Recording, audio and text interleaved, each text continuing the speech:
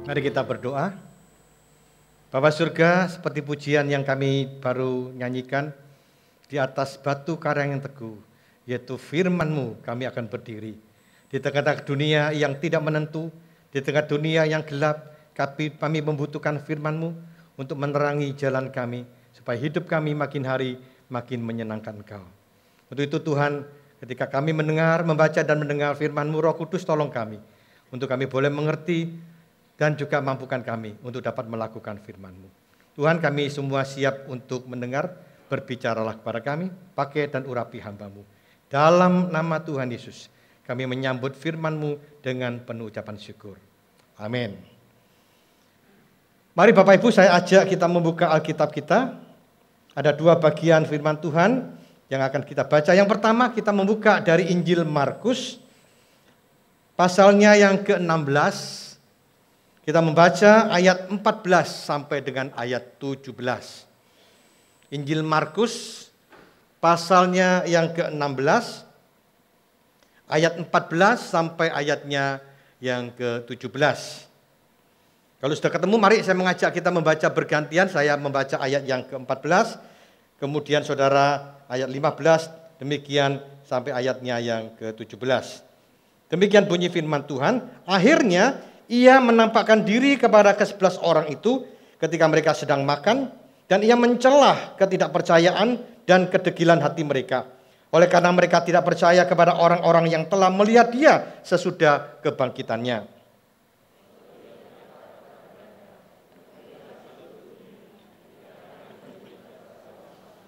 Siapa yang percaya dan dibaptis akan diselamatkan, tetapi siapa yang tidak percaya akan dihukum.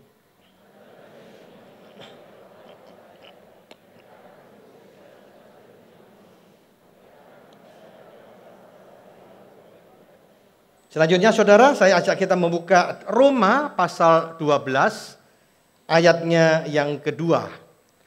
Surat Roma pasal 12 ayatnya yang kedua.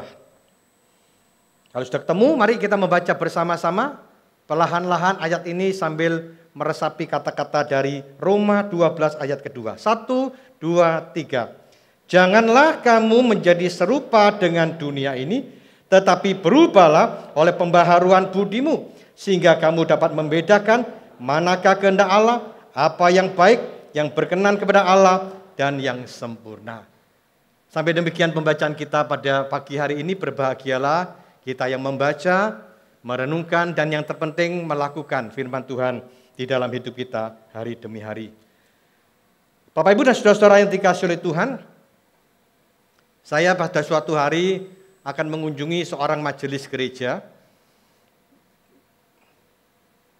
Dia tinggal di sebuah perumahan, dan waktu itu saya belum pernah ke perumahan itu, sehingga ketika saya akan datang ke rumahnya, saya pertama-tama datang ke pos satpam ya di depan pintu perumahan. Nah waktu itu saya tanya, Bapak, apa Bapak kenal ini alamatnya ini Pak, blok ini, nomor ini, namanya Bapak Z. Dia katakan, oh saya kenal Pak. Bapak mau saya antarkan? Ayo Pak, tak antarkan Pak. Oh saya lihat satpamnya ini kok semangat. Gitu. Bapak kenal orang? Oh saya kenal Pak, orang ini baik Pak. Kenal semua orang di sini Pak, orangnya sosial, suka bermasyarakat. Kalau ada orang kesusahan, itu dia selalu datang membantu dan sebagainya. Saya dengar-dengar dia itu orang Kristen Pak ya. Saya bilang iya. Waduh Pak, luar biasa Pak ya, orang Kristen itu baik-baik ya Pak ya. Saudara, saya waktu dengar itu saya senang saudara. Ternyata hidupnya menjadi kesaksian yang positif. Tetapi di lain waktu saya sama datang ingin menjumpai seorang majelis gereja. Saya sama di perumahan, tidak mengerti tempatnya. Saya tanya sama satpamnya. Bapak tahu ini, Bapak ini rumahnya di sini, blok ini Bapak tahu. Ya Bapak kalau mau ya jalan lurus. Belok kanan, kiri, 2 kali, 3 kali, 4 kali, kanan, kiri, kiri. Bingung saudara. Bapak bisa ngantarkan saya? Oh, enggak, saya enggak mau. Bapak cari sendiri aja. Saya tanya, Pak ada apa Pak? Dia ngomong saudara. Waduh Pak, orang ini jahat Pak. Orang ini enggak pernah sosialisasi dengan orang. Orang ini pelit Pak, padahal orang kaya Pak. Pelitnya minta ampun Pak.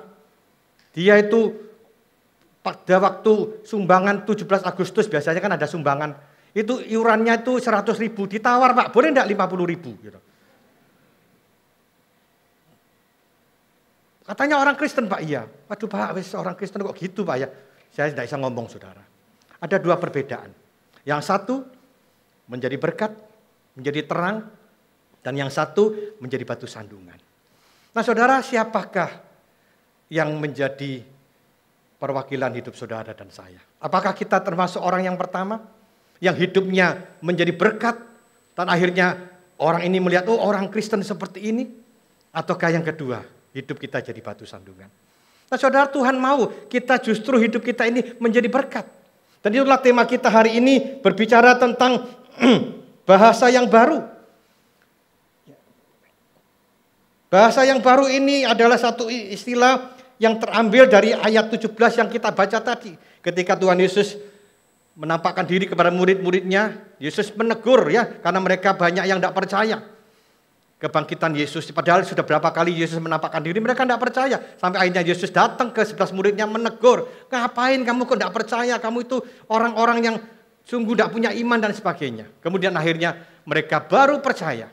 Dan mereka percaya, lalu Tuhan dalam ayat 15 mengatakan, pergilah ke seluruh dunia, beritakan Injil kepada segala makhluk. Jadi mereka setelah percaya, mereka diberikan tugas oleh Tuhan Yesus. Untuk apa? Untuk memberitakan Injil. Nah saudara-saudara, untuk melengkapi mereka, untuk memberitakan Injil, Tuhan Yesus katakan ada dua tanda yang akan melengkapi kau. Yang pertama, kalau kita perhatikan ayat 17, tanda-tanda ini akan menyertai orang-orang percaya, mereka akan mengusir setan-setan demi namaku. Jadi yang pertama, Tuhan akan melengkapi murid-muridnya, mereka akan mengusir roh-roh jahat, setan-setan. Dan yang kedua, dan mereka akan berbicara dalam bahasa-bahasa yang baru. Jadi untuk melengkapi murid-muridnya, untuk memberitakan Injil, yang pertama mereka akan mampu mengusir roh-roh jahat. Yang kedua, mereka memiliki bahasa yang baru. Nah saudara, apa yang dimaksud dengan bahasa yang baru? Ada 3 tafsiran. Penafsiran yang pertama mengatakan bahasa yang baru itu berbicara tentang bahasa asing.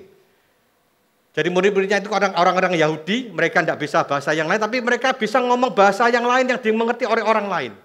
Jadi itu salah satu bentuk penyertaan. Jadi misalnya ya, saya kan orang Indonesia, saya ketika ngomong, orang Jerman ngerti yang saya ngomong. Saya ngomong dalam bahasa Indonesia, tetapi mereka sekarang langsung diterjemahkan ke bahasa Jepang dan sebagainya. Itu yang pertama, itu bahasa asing. Yang kedua, disebut juga mungkin ada yang menafsirkan, itu mungkin adalah bahasa roh. Itu adalah bahasa yang merupakan karunia Roh Kudus ya, yang ada di dalam Korintus. Ya kita tidak bicara itu. Nah yang ketiga, Tuhan Yesus katakan mereka akan bahasa baru, itu artinya apa? Bicara tentang hidup mereka secara non-verbal. Bahasa non-verbal itu apa? Bahasa yang tidak terucapkan. Jadi tidak ngomong, tapi hidup mereka. Karena ada pepatah yang mengatakan bahwa bahasa itu adalah mewakili kepribadian seseorang. Jadi penafsir yang ketiga ini saya kira lebih cocok dan sangat relevan. Artinya apa? Untuk kita bisa memberitakan Injil, kita bisa ngomong, tetapi lebih penting bukan hanya ngomong, menyampaikan firman Tuhan dengan ucapan, tapi hidup kita. Hidup kita bisa dilihat oleh orang yang belum percaya, akhirnya menjadi terang, menjadi berkat. Seperti yang saya ceritakan tadi ya, ada seorang yang sungguh menjadi terang di tengah-tengah lingkungannya, di perumahannya, dia dikenal orang yang baik. Nah saudara-saudara, pertanyaannya pada pagi hari ini, sudahkah kita memiliki bahasa yang baru? Sudahkah hidup kita menjadi berkat bagi banyak orang? Saudara-saudara, Rasul Paulus di dalam 2 Korintus pasal 3 ayat 2 dan ayat ketiga berkata bahwa kamu adalah surat pujian kami yang tertulis dalam hati kami dan yang dikenal dan yang dapat dibaca oleh semua orang. Perhatikan ayat ketiga, karena telah ternyata bahwa kamu adalah surat Kristus yang ditulis oleh pelayanan kami. Ditulis bukan dengan tinta tetapi dengan roh dari Allah yang hidup, bukan pada loh-loh batu melainkan pada loh-loh daging, yaitu di dalam hati manusia. Paulus menegaskan kepada kita bahwa kita ini adalah surat-surat Kristus. Orang bisa membaca melalui hidup kita, oh ada Kristus di dalam kita. Walaupun kita tidak ngomong.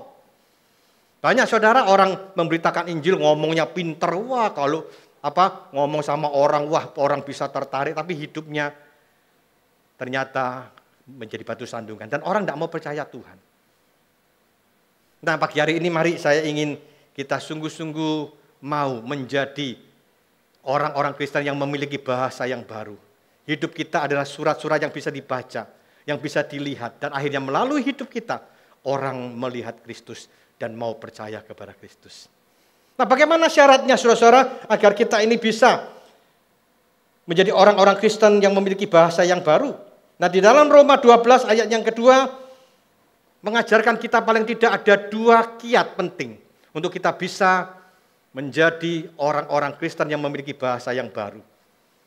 Roma 12 ayat kedua berkata, janganlah kamu menjadi serupa dengan dunia ini. Ini yang pertama. Jadi bagaimana kita bisa menjadi surat-surat Kristus, bisa memiliki bahasa yang baru. Yang pertama, kita harus hidup berbeda dengan dunia. Jangan kamu menjadi serupa. Itu artinya apa? Kita harus berbeda. Jangan kita sama hidup kita dengan dunia yang telah dikuasai oleh dosa. Dunia yang telah kehilangan kemuliaan Allah. Dunia yang telah dirusak oleh dosa, akhirnya dunia mengalami kemerosotan, mengalami dekadensi, makin hari makin merosot. Nah saudara-saudara, kita hidup dalam dunia yang saya katakan penuh dengan dosa, penuh dengan kebejatan. Dunia penuh dengan ketidakpedulian sama orang lain. Dunia penuh dengan keegoisan. Orang hanya mementingkan dirinya. Tidak mau peduli kepentingan orang lain. Kita ingat pada waktu masa pandemi, obat yang harusnya murah menjadi ratusan juta. Ada orang-orang yang sengaja menimbun. Dunia penuh dengan kebencian, permusuhan. Kalau hari ini perhatikan saudara, dunia sedang menuju kepada perang dunia ketiga. Rusia perang dengan Ukraina, itu nanti ada 2 besar negara ya, itu Amerika terlibat, kemudian China juga terlibat nanti. Wah, itu rame. Korea Utara juga diancam oleh Amerika. Taiwan juga diancam oleh China, akan diserang kalau mereka mau merdeka dan sebagainya. Nah, saudara-saudara, kita hidup dalam dunia yang penuh dengan kebencian, permusuhan. Dan tidak usah jauh-jauh di tengah-tengah kehidupan keluarga kita. Betul enggak ya? Kita lihat hari ini banyak keluarga-keluarga diambang kehancuran. Karena apa? Karena banyak keluarga-keluarga Kristen yang tidak setia. Saya selain mengajar di STT Aletheia, saya juga seorang konselor keluarga. Saya menangani banyak keluarga-keluarga yang diambang kehancuran. Dan salah satu penyebabnya apa? Ketidaksetiaan, adanya perselingkuhan. Dunia ini begitu mengajarkan, zaman sekarang kalau tidak selingkuh itu ketinggalan zaman. Out of date ya, tidak up to date. Saudara banyak, saudara, saya sangat sedih. Ini bukan orang-orang di luar gereja, banyak orang-orang gereja yang berselingkuh. Saya pernah melayani satu gereja, saya kaget, ya ada pendetanya. Bapak tahu itu yang bapak sama ibu berdiri, yang duduk di situ. Itu majelis gereja, Pak. Tapi Pak, terkenal ya suka selingkuh. Itu yang perempuan dibawa itu bukan istrinya loh Pak, itu selingkuhannya. Dibawa ke gereja saudara. Apa enggak sedih saudara? Betul, terjadi. Waduh, zaman sekarang begitu ya, karena ikut-ikutan dunia ya. Apalagi kalau punya uang enggak selingkuh. Waduh, ketinggalan zaman katanya ya. Jadi bapak-bapak hati-hati ya, yang punya uang saya enggak mengatakan salah punya uang ya. Kalau diberkati Tuhan, puji Tuhan, tapi hati-hati godaannya saudara. Betul. Ada seorang bapak dia pulang dapat gangdo besar, pulang kerja, wah ya, mulai ya banyak uangnya kan, dia punya gangdo besar, punya uang banyak, mulai pulang-pulang itu barang-barangnya ditendangi ya, besok ganti baru. Jam-jam dinding besok ganti baru, mainan macam-macam aksesori besok ganti baru. Bapak istrinya marah-marah. Papa ada apa sih? Jangan banyak ngomong. Dia masuk kamar itu make up-nya istrinya dibuang, besok ganti baru gitu. Istrinya bilang, papa ini apa sih? Papa ini apa sakit ya? Pergi dokter lah. Kamu jangan banyak ngomong ya. Besok kamu juga tak ganti baru juga. Loh saudara. Jadi istrinya mau diganti baru juga saudara ya. Hati-hati zaman sekarang begitu tidak setia. Kalau dulu waktu pacaran kan ya, waduh Pak, saya sampai ada istri bilang, aduh Pak, tolong doakan supaya toko saya sepi Pak. Mengapa kepingin didoakan tokonya sepi? Itu Pak suami saya kalau dulu waktu pacaran, waktu baru menikah, wah setia Pak. Sekarang punya kaya, macam-macam punya simpenan Pak. Wah, udah kayak dulu, berubah ya. Kalau waktu pacaran kan, waduh setianya kemana-mana kan. Ngomongnya cintaku kepadamu seperti internet. High speed and unlimited. Wih, itu kalau waktu pacaran saudara. Setelah pacaran sudah hilang, sudah ketemu wanita lain. Ya, menikah, dapat wanita lain yang lebih cantik. Nah, ini dunia kita. Penuh dengan ketidaksetiaan. Bahkan penuh dengan kebencian, pertengkaran, perceraian. Itu di mana-mana. Karena apa? Karena banyak yang mengeluh. Waduh Pak, saya ini tidak betah di rumah Pak. Saya akhirnya berselingkuh karena istri saya Pak. Mulutnya rusak Pak. Saya senang saya berselingkuh sebenarnya tidak suka Pak. Pernah ada seorang laki-laki dia datang ke pendetanya, dia ngaku Pak, saya jujur saya berselingkuh dengan sekretaris saya Pak. Apakah sekretarismu lebih cantik dari istrimu? Enggak Pak. Kalau dilihat memang terus terang aja Pak, istri saya lebih cantik Pak. Selingkuhan saya ini puhaugan Pak. Artinya apa? Enggak cantik tapi kok tertarik, iya Pak. Dia mulutnya manis Pak loh.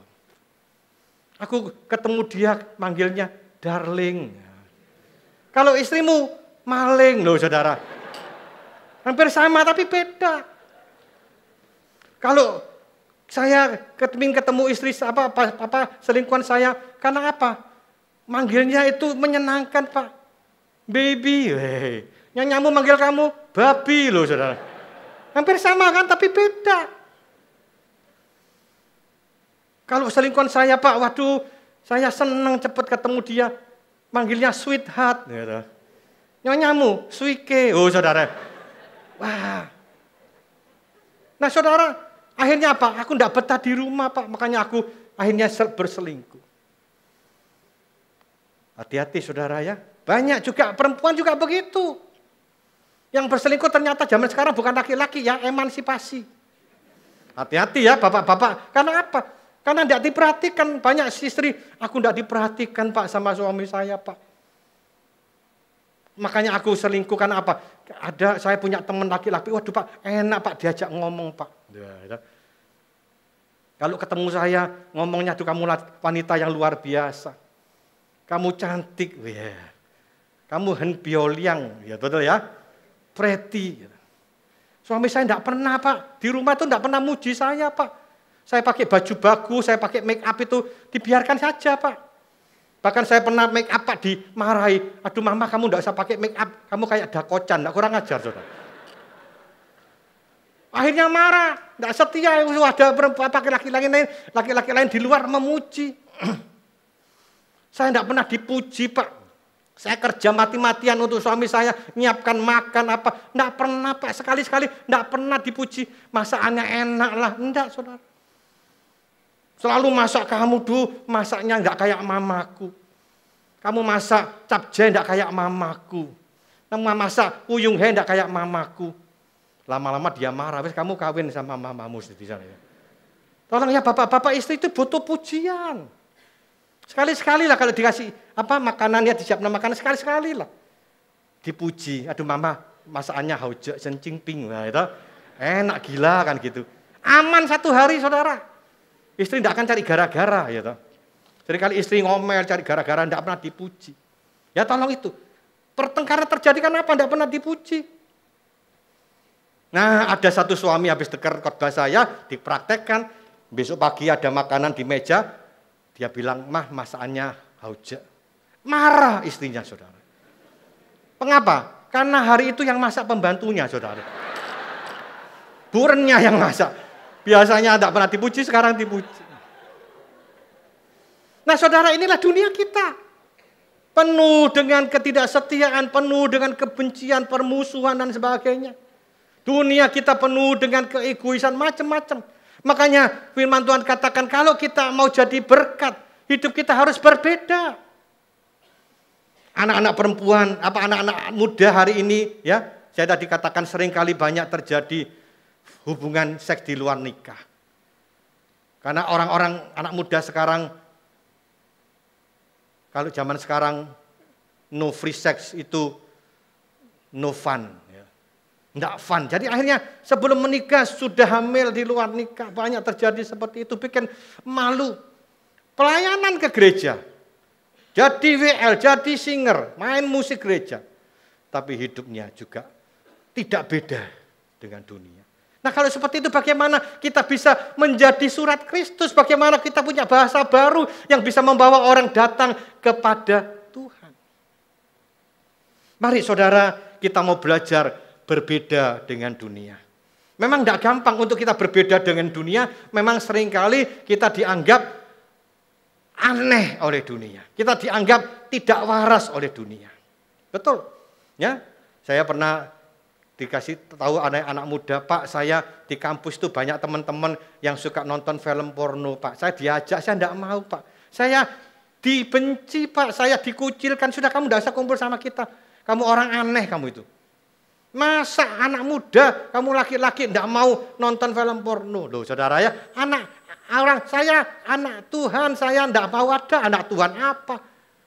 Saudara dibenci, ditinggalkan, dianggap tidak waras. Itulah dunia kita. Kalau kita ini waras, malah dianggap tidak waras. Seperti satu contoh tadi pagi saya juga sampaikan, itu saudara, ya ada yang pernah masuk rumah sakit jiwa di sini? Bukan penghuni, bukan, tapi mengunjungi ya. Tidak tahu di Jakarta ini di mana ya? Grogol, oke. Di Lawang dekat kampus kami ada namanya Sumber Porong. Ini Pak Pendeta Elisa tahu ya. Itu ada tempat rumah sakit jiwa.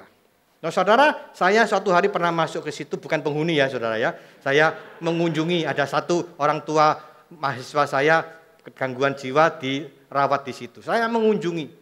Dan yang menarik saudara, waktu saya masuk di situ ternyata saya baru tahu di sana itu ada 3 kelas. Kelas ringan, sedang, dan berat. Yang kelas berat itu dimasukkan di dalam ruangan, dikunci karena ini bahaya, bisa melukai orang. Ya, bisa gigit, bisa nyakar, dan sebagainya. Nah yang lain, yang ringan sama sedang itu bebas, bisa berkeliaran di luar. Nah saudara, saya waktu masuk ke kompleks rumah sakit jiwa itu, saya lewat di depan mereka yang tadi sedang, yang ringan itu. Apa yang mereka lakukan? Lihat saya ditertawai saudara. Saya heran ini ada apa ini? What's wrong with me? Gitu. Saya masuk ke kamar mandi, ke toilet, mungkin muka saya kotor atau apa kan ya? Saya cuci muka, saudara. Bersih, keluar ya.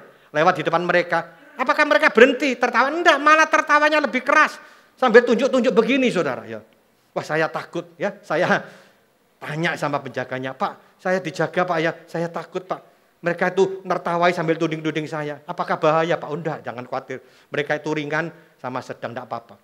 Mereka itu lihat Bapak ini berbeda dengan mereka, maka Bapak itu ditertawai. Karena Bapak lihat kan rambut Bapak kan rapi, itu rambutnya mereka awut-awutan. Gitu.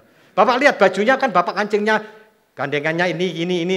Kalau mereka enggak, yang kancingnya di atas, gandengannya lubangnya di bawah kan ya. Nah Bapak lihat, Bapak dilihat berbeda. Karena Bapak dilihat berbeda, Bapak dianggap gila. Makanya Bapak ditertawakan. Oh, padahal yang gila kan mereka saudara ya. Inilah dunia kita. Oh, kalau kita tidak sama dengan dunia dianggap tidak waras. Tidak apa-apa. Yang penting kita waras di hadapan Tuhan. Amin saudara. Mari kita mau berbeda dengan dunia. Dunia yang sudah dihancurkan oleh dosa, yang sudah dirusakkan. Jangan kita sama-sama. Rasul Paulus katakan, jangan kamu menjadi serupa dengan dunia ini. Yang kedua saudara, apa yang dikatakan oleh Rasul Paulus? Jangan kamu menjadi serupa dengan dunia ini, tetapi berubahlah oleh pembaharuan budimu, sehingga kamu dapat membedakan manakah kehendak Allah, apa yang baik, yang berkenan kepada Allah, dan yang sempurna. Dan yang kedua, untuk kita bisa menjadi surat Kristus, kita memiliki bahasa yang baru, sehingga melalui hidup kita, Kristus dimuliakan, akhirnya banyak orang mengenal Kristus, yaitu kita harus mengalami pembaharuan batiniah kita. Pembaharuan budi itu artinya apa? Pembaharuan batiniah kita. Bukan hanya luarnya saja berubah, tapi dalamnya juga berubah. Tuhan Yesus seringkali mengecam orang-orang Farisi. Hai kamu orang-orang munafik. Kamu di luarnya itu kelihatannya rohani. Pakai jubah putih panjang. Pakai ayat-ayat Alkitab. Tapi hidupmu masih penuh dengan dosa. Kamu seperti kuburan. Yang di luarnya dilabur putih bersih. Tapi dalamnya penuh dengan tulang-tulang. Penuh dengan bangkai. Bau yang busuk. Kotor. Nah saudara, Tuhan mau saudara itu bisa menjadi terang, menjadi saksi, menjadi surat Kristus, memiliki bahasa yang baru yang bisa membawa orang datang kepada Kristus. Mari kita harus mengalami pembaharuan budi. Apa itu artinya pembaharuan budi? Rasul Paulus dikatakan kamu harus menanggalkan hidup yang lama dan mengenakan hidup yang baru. Kebiasaan-kebiasaan lama kita tinggalkan. Kebiasaan-kebiasaan yang buruk, yang tidak sesuai dengan kehendak Allah, yang tidak berkenan kepada Allah, tinggalkan. Katakan, ya, harus pakai manusia yang baru. Ada pembaruan batinia kita, budi kita. Nah saudara, mengapa kita perlu mengalami pembaharuan? Karena kita ingat, kita ini adalah warga negara surga. Rasul Paulus ingatkan bahwa kita ini yang sudah percaya kepada Kristus, kita adalah kita adalah kewarganegaraan surga. Memang secara de facto, secara fakta saudara masih dalam dunia di Indonesia, saudara warga negara Indonesia. Tapi secara de jure, kita yang sudah percaya Yesus, kita memiliki kewarganegaraan surgawi. Dan kita nanti ketika Yesus datang, kita akan masuk ke sana. Jadi ingat saudara, kita ini warga negara surga. Kalau warga negara surga maka hidupnya, budayanya harus sesuai dengan budaya surga. Nggak bisa kita pakai gaya hidup dunia, nggak bisa. Ada kebiasaan-kebiasaan lama kita, karena kalau kita tinggal di luar negeri misalnya, kita kemudian pakai gaya-gaya budaya Indonesia, nggak bisa. Karena apa? Karena budaya surga sama dunia berbeda. Beberapa waktu yang lalu ya di Bali itu ada seorang turis dari luar ditangkap polisi. Karena apa? Karena dia berpose bugil saudara dekat pura. Kalau di negaranya tidak apa-apa, kamu mau foto bugil di mana apa tidak masalah. Tapi di Bali, karena apa? Budayanya berbeda. Kebiasaannya kalau dia tinggal di Indonesia, kebiasaannya di Australia harus ditinggalkan. Nah saudara, demikian juga dengan kita. Kita ini warga negara surga, walaupun kita masih hidup dalam dunia, tapi kita harus mulai tinggalkan budaya dunia yang tidak menyenangkan, yang tidak berkenan kepada Tuhan. Tinggalkan. Itu yang dimaksud dengan pembaharuan budi. Ada satu pembaharuan, reformasi di dalam hidup kita. Hari ini kita memberikan reformasi ya. Reformasi itu artinya apa? Pembaharuan budi kita dirubah. Kebiasaan-kebiasaan yang lama, yang menyenangkan tapi itu tidak berkenan kepada Tuhan, kita tinggalkan. Nah pertanyaannya pada pagi ini, sudahkah kita memiliki pembaruan budi? Kebiasaan-kebiasaan lama kita tinggalkan. Kita mengenakan hidup yang baru. Menjalankan apa yang baru yang berkenan kepada Tuhan. Saudara-saudara yang dikasihi Tuhan, ada seekor burung gagak. Dia tinggal di satu hutan. Dia tinggal di sebuah pohon, di hutan yang rindang. Namun suatu hari hutan ini terbakar saudara. Dan pohonnya terbakar. Wah dia tidak punya tempat tinggal, dia mulai pergi terbang, dia mencari tempat yang baru. Ketika dia terbang, akhirnya dia lihat ada satu desa, itu ada satu rumah, kok ada beberapa kawanan burung di bawahnya, kok senang sekali. Dikasih rumah sama pemiliknya, ada dikasih makanan. Dia mulai berpikir, waduh enak ya, aku coba turun di antara mereka. Siapa tahu aku juga bisa nanti akhirnya bisa dapat makan, tidak sampai kelaparan dan sebagainya. Dia mulai turun melihat dari jauh, ternyata itu kawanan burung merpati, saudara. Lain, dia burung gagak, itu burung merpati. Perbedaan yang paling menyolok apa? Bulunya. Kalau burung gagak kan hitam, pekat. Gitu. Kalau burung merpati itu kalau toh ada yang hitam tapi agak abu-abu begitu. Dia mulai mikir gimana ya caranya. Oke, dia pergi ke hutan bekas yang terbakar tadi. Bekas pohon yang terbakar, dia gulung-gulung, saudara. Gulung-gulung, ternyata bulunya abu-abu. Waduh, dia seneng. Hampir mirip ya. Walaupun tidak ada, dia bukan burung merpati, tapi bulunya sama. Dia mulai coba hinggap di antara burung-burung ini. Ternyata betul, tidak ada yang curiga. Wah, akhirnya dia tinggal di situ beberapa hari, saudara. Dia senang, saudara. Satu hari, ada satu burung merpati ulang tahun. Nyanyi happy birthday, saudara. Nah, ketika nyanyi happy birthday, yang lain nyanyi, dia tidak mau nyanyi karena dia tahu suaranya berbeda. Karena dipaksa dia nyanyi. Yang lainnya happy birthday, dia happy birthday. Kamu bukan burung merpati, pergi. Diusir, saudara. Bulunya sudah sama, sekarang yang beda apa? Suaranya. Oh, dia tapi tidak putus asa, pergi ke hutan latihan olah vokal, saudara. Oh, nyanyi-nyanyi, latihan do re mi fa sol la si do, pertama fales-fales, lama-lama persis, saudara. Bulunya sama, suaranya sama, sudah kelihatannya tidak ada bedanya. Kembali turun ke sana, nyanyi, ya tidak beda, tidak curiga. Karena apa? Bulunya sama, suaranya sama. Ada lagi peristiwa satu hari, ada sepasang merpati menikah, ada pesta dansa, nari. Yang lain nyanyi, narinya caca-caca, dia disuruh nyanyi, sengaja nyanyi, akhirnya disuruh nari, pertama tidak mau, karena dipaksa, akhirnya nari. Yang lain caca-caca, dia gayanya break dance, saudara. Wah, ya beda ini, diusir lagi. Tidak, putus asa, kembali ke hutan lagi, latihan caca-caca lagi, sama. Sudah kelihatannya tidak ada yang berbeda. Suaranya sama, bulunya sama, langkah kakinya sama. Sampai satu hari, tadi anak-anak ya dia di situ dipelihara mungkin berapa waktu lama. Sampai satu hari sekarang yang punya rumah itu ada hajatan, ada acara, motong kambing, motong ayam, motong sapi dan sebagainya. Lalu ibu-ibu tahu ya kalau masak itu kan tidak mungkin semua dimakan kan, ada bagian-bagian yang tidak terpakai, yang kotor ya. Itu akhirnya dikumpulkan, dimasukkan ke tas kresek, dibuang di sampah, saudara. Lama tidak dibuang oleh tukang sampah, tidak datang. Lama-lama jadi apa, saudara? Jadi bau busuk, jadi bangkai. Semua bau itu tidak enak ya, burung-burung merpati ini bau apa? Tapi bagi burung gagak, ketika bau itu, ini makanan di mana ini?